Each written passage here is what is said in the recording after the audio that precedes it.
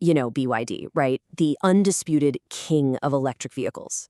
The company that sells more EVs than anyone else on the planet. Yep, including Tesla. But what if I told you that throne is way, way shakier than it looks? What happens when a champion is suddenly forced to fight for its own survival? So here's how we're going to break it all down. First, we'll look at BYD's reign as China's EV king.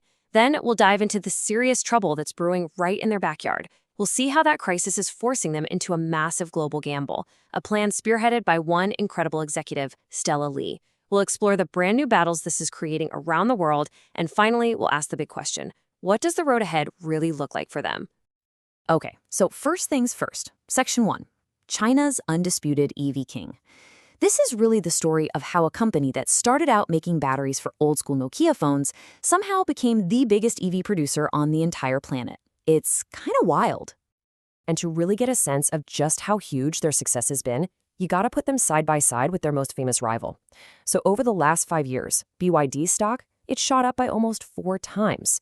Tesla, in that same period, saw what analysts called a comparatively miserly 150% gain. I mean, that is just massive outperformance. And look, it's not just about what investors think. The numbers don't lie. BYD is, flat out, the world's largest and fastest growing producer of electric vehicles. In Europe, they've already started outselling Tesla, which is a huge sign that their brand is really starting to catch on everywhere. But this is where the plot thickens. Seriously, welcome to Section 2, Trouble at Home. That fortress BYD built for itself in China, well, it's starting to show some pretty deep cracks. So, problem number 1? An absolutely brutal, cutthroat price war. The Chinese EV market is just insane.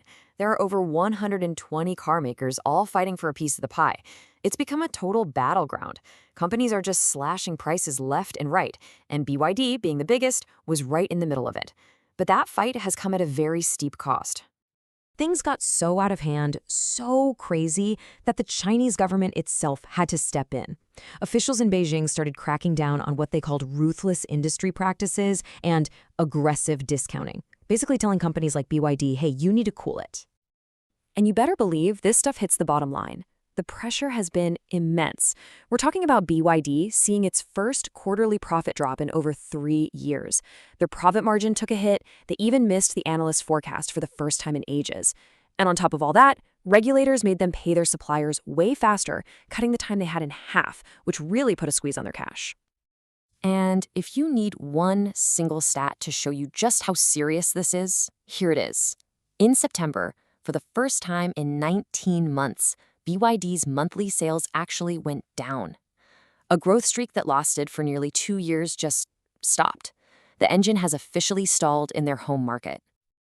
So what do you do when your home turf turns into a war zone? Well, you find new territory. And that brings us to Section 3, BYD's big global gamble. For them, expanding around the world isn't just a nice idea anymore. It's become an absolute necessity for survival. And you don't have to be a finance whiz to see why they're making this bet. The numbers make it crystal clear. In China, BYD makes about an 18% gross margin on a car. But overseas, that number jumps to 27%. According to data from UBS, that means for every car they sell abroad, they make 2 to 3 times as much profit as one sold back home. The incentive to go global is just enormous. I love this quote from an analyst because it just cuts right to the chase. Feng Zhou from CLSA says, BYD really doesn't care about the domestic market anymore. It chose to lie down in China. That's a pretty dramatic way of saying that BYD has decided the fight at home just isn't worth it anymore. The real prize is now overseas. You know, a strategy this huge doesn't just happen in a boardroom vacuum. You need a real force of nature to drive it. And that brings us to Section 4. Meet executive Stella Li. She is the powerhouse at the very center of BYD's global push, and honestly, she has been for decades. And her story is just incredible. Picture this. It's the late 90s, and she lands in Rotterdam with a single container of BYD batteries and a mission. She's the one who landed that game-changing deal with Nokia, which was the biggest phone maker in the world back then.